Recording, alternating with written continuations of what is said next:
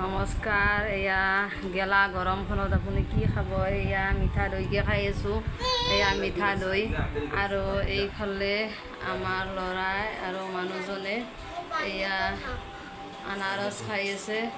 আপোনাৰ এয়া গৰমত নোৱাৰ কি খাব? আনাৰস, এয়া আনাৰস খাইছে। পাইনএপল খাইছা ন? পাইনএপল খাইছে। গতিকে কি খাব গৰমত? আৰু পানী দৈ এইবিলাকে খাই থাকিব লাগিব। পাইনএপল খাব, দৈ নাখায়। গতিকে গৰমত খোৱা বস্তুনো কি আৰু? ভাত তাত খাব মন নাযায় গৰমৰ কাৰণে। গতিকে এইবিলাকে খাই আছোঁ আৰু কি খাব? উপায় নোহোৱা হৈছে। গৰমত বাহিৰতো ওলাব নোৱাৰি, কামো কৰিব নোৱাৰি, ঘৰতে থাকিব পৰা অৱস্থা নাই আৰু বাহিৰত কেনেধৰণে কাম কৰিব?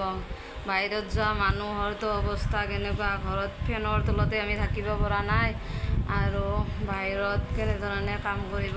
অৱস্থা কেনেকুৱা হ'ব বাহিৰত কাম কৰা মানুহবিলাকৰ?